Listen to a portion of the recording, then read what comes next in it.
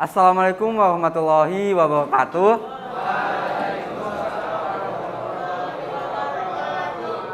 Siapa kita? Siapa kita? Ya, semoga jagoan tersebut dapat membangkitkan semangat kita untuk mengatasi narkoba di Indonesia. Sebelum itu, pepatah mengatakan tak kenal maka tak sayang maka tak cinta. Supaya teman-teman sekalian sayang dan cinta kepada kakak memperkenalkan diri dulu. Perkenalkan, nama kakak Muhammad Syarif. Kakak biasa dipanggil Kak Syarif dari Program Studi Kesehatan Masyarakat Fakultas Kedokteran Universitas Lampung Mangkurat. Nah, jadi kita sebagai remaja, kenapa sih harus peduli tentang narkoba? Mungkin ada yang mau kasih tahu kakak nih, kenapa kita harus peduli tentang narkoba? Hindari lah. Kata adanya untuk menghindari penyebaran lebih luas. Ya, baik. Mengapa kita harus peduli tentang adanya narkoba? Nyatanya, hingga saat ini terdapat 3,8 juta masyarakat Indonesia teridentifikasi mengonsumsi narkoba.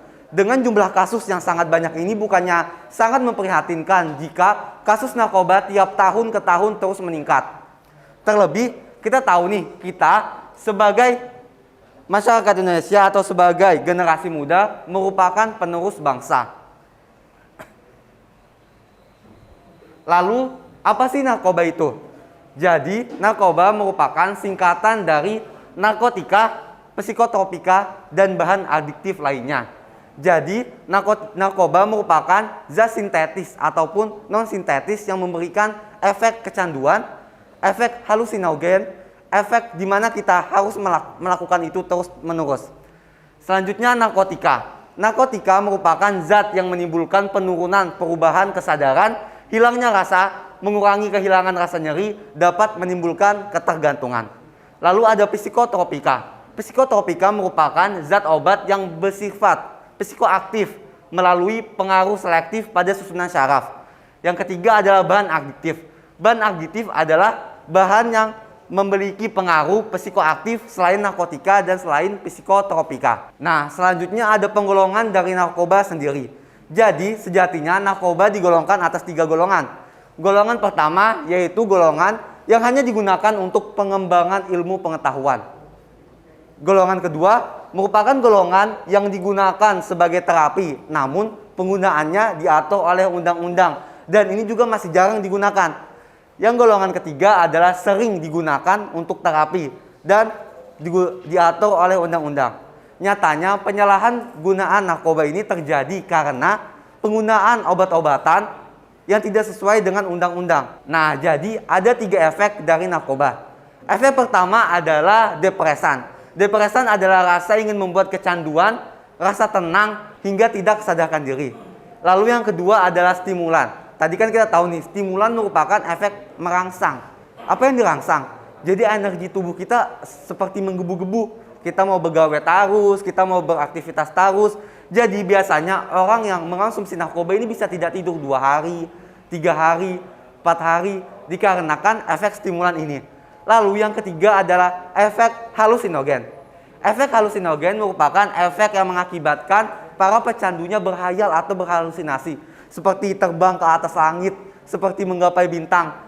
Tentunya itu bukan hal yang baik kan teman-teman? Nah, lalu apa dampak dari penggunaan narkoba? Jadi kita bisa lihat nih di gambar ini. Apa dampak yang bisa kita lihat di gambar ini dari penyalahgunaan narkoba? Mungkin adik-adik sekalian bisa lihat apa ini? Kenapa nih orangnya Penuaan kalau diri. narkoba? Kenapa? Penuaan diri. Pun? Penuaan. Nah, selain perubahan fisik atau efeknya pada fisik manusia, narkoba juga memiliki efek pada kehidupan sosial. Yang pertama, dengan mengonsumsi narkoba itu menjauhkan kita dari Tuhan dan keluarga. Nah, adik-adik sekalian kan pasti tidak mau dong jauh dari keluarga. Terlebih kan ada ayah dan ibu yang tentunya memiliki harapan besar kepada adik-adik ke depannya supaya bisa menjadi orang sukses. Nah, dengan mengonsumsi narkoba, adik-adik sama saja memutuskan harapan orang tua adik-adik sekalian. Jadi, jangan sampai adik-adik sekalian terjerumus dalam lingkaran setan narkoba. Yang kedua adalah masa depan suram. Pada umumnya, orang-orang yang mengonsumsi narkoba ini biasanya memiliki tingkat pendidikan yang rendah, pengetahuan yang rendah, serta tidak melanjutkan sekolah. Mengapa demikian? Sejatinya orang yang memiliki edukasi yang tinggi, nih kayak adik-adik sekalian kan udah duduk di SMA, pasti sudah dipaparkan dong materi mengenai narkoba. Oleh sebab itu jangan sampai adik-adik sekalian terjerumus dalam lingkaran narkoba. Lalu jadi ansos dan beban keluarga. Selanjutnya ada efek pada mental atau psikologis. Efek pada mental atau psikologis yang pertama adalah menurunnya rasa percaya diri. Yang kedua, sering berhalusinasi. Ini sesuai dengan efek dari narkoba tadi, yaitu mengakibatkan halusinasi. Jadi adik-adik jika mengonsumsi narkoba tidak pasti, itu pasti mengakibatkan adik-adik berhayal atau menghayal sesuatu yang sebenarnya tidak ada. Lalu munculnya kecemasan yang berlebih, depresi hingga bunuh diri. Ini tidak jarang, terlebih pada orang-orang yang mengonsumsi narkoba namun dipaksa berhenti. Tidak ada rehabilitasi atau tidak punya uang nih untuk beli narkoba. Tidak jarang mereka menyayat tangan mereka, bunuh diri, dan tentunya, nah kalau kita membayangkan hal tersebut bukannya sangat miris kan? Nah pada dasarnya kenapa remaja harus yang peduli? Yang pertama, remaja merupakan calon pemimpin bangsa. Ini kakak tekankan karena apa? Karena 10 tahun ke depan, 15 tahun ke depan, 20 tahun ke depan yang akan memimpin bangsa ini, yang akan memimpin Banjarmasin, Kalimantan Selatan itu adik-adik sekalian. Jadi apabila remaja-remaja atau adik-adik sekalian terjerumus dalam lingkaran setan narkoba, tentunya mengakibatkan penurunan pada wilayah kita. Dengan demikian, jangan sampai adik-adik mencoba narkoba. Lalu, remaja sejatinya merupakan harapan bangsa. Yang ketiga adalah remaja berdekatan dengan globalisasi. Sebenarnya ini merupakan hal yang sangat miris apabila globalisasi membawa efek negatif.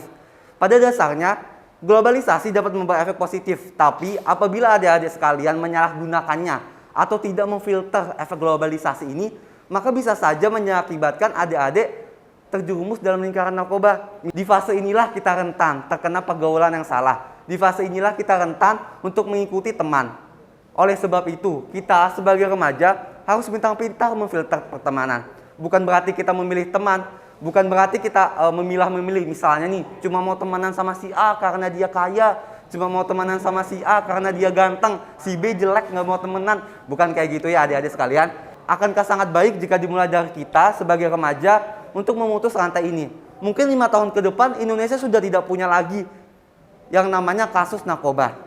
Itu dimulai dari kita yang sekarang ada di sekolah. Alasan remaja, kenapa sih remaja pada kepo nih mau coba-coba narkoba? Yang pertama, tidak jarang remaja ini ingin terlihat keren. Ya kan? Kayak ngelihat teman merokok kayak merasa, wah gila keren banget nih ngerokok. Kayak pengen ikut gua, kayak nggak bagus kan? Nah, jadi teman-teman sekalian, sebenarnya teman-teman bisa terlihat keren dengan banyak hal. Tidak perlu dengan narkoba. Lalu yang kedua, agar diakui oleh lingkungan. Nah, agar diakui oleh lingkungan, ada beberapa lingkungan yang memaksa atau menuntut teman-temannya untuk mengikuti jejaknya sebagai pecandu. Oleh sebab itu yang kakak katakan tadi, kita harus pintar memfilter pertemanan. Lalu ada rasa ingin tahu yang besar. Sebenarnya rasa ingin tahu ini sangat baik. Namun apabila tidak dikontrol, maka dampaknya akan memberikan hal yang negatif. Lalu ada namanya merasa bebas. Merasa bebas di sini terjadi karena adik-adik sekarang kan ada di peralihan nih antara anak-anak dan orang dewasa, yaitu di masa remaja. Nah dengan demikian ada ini ingin merasa kayak, wah gue udah besar nih, gue nggak mau diatur. Nah jadi rasa yang seperti ini sebenarnya tidak perlu untuk diladeni. Adik-adik bisa memfilternya dan bisa mengambil positifnya saja. Apa sih yang bisa kita lakukan sebagai remaja untuk mengatasi atau mencegah adanya penyalahgunaan narkoba? Yang pertama, kita bisa mendekatkan diri dengan Tuhan dan keluarga. Yang kedua, kita bisa memfilter pertemanan seperti yang kakak katakan tadi. Yang ketiga, kita bisa mengedukasi diri. Dengan adik-adik ada di sini, sama saja adik-adik udah mencegah terjadinya penyalahgunaan narkoba, yaitu dengan mengedukasi diri adik-adik mengenai narkoba. Yang keempat adalah menjadi contoh yang baik pada masyarakat. Lalu, kita juga bisa mendukung program BNN dalam mengatasi peredaran narkoba. Program BNN yang kakak maksud itu apa aja sih? Nah, jadi ini ada beberapa program BNN yang kakak rangkum, bisa adik gunakan atau bisa adik baca nih perkembangannya di Indonesia sebagai salah satu cara untuk mengatasi narkoba. Nah, selanjutnya mungkin kita sampai di ujung acara, kita akan melakukan games atau games tepaku, tebak apa aku. Nah, yang pertama nih, coba dia lihat. Ini apa ya? Narkoba. Kata Adi yang di sebelah situ narkoba. Bisa kita cek ya, apakah benar sih ini narkoba atau bukan? Kasih tepuk tangan temannya. Nah, kita udah di ujung acara. Mungkin ada yang ingin ditanyakan? Dipersilahkan. Jika ada teman yang merokok, cara mengatasinya gimana?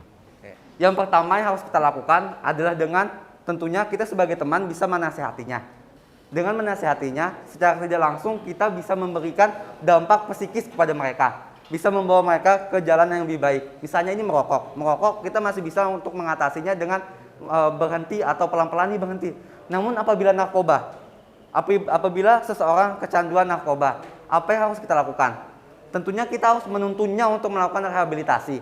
Sejatinya narkoba hanya bisa selesai atau hanya bisa sembuh melalui rehabilitasi. Rehabilitasi sendiri bukanlah cara atau bukanlah hal yang menakutkan. Karena di tempat rehabilitasi kita akan dibimbing bagaimana sih cara mencegah atau cara mengatasi kecanduan kita terhadap narkoba. Oh, mungkin kalau ingat ya, kalau kakak bilang siapa kita, jawab remaja anti narkoba. Oke? Siapa kita? Remaja anti narkoba. Siapa kita? Remaja anti narkoba. Baik, terima kasih. Wassalamualaikum warahmatullahi wabarakatuh.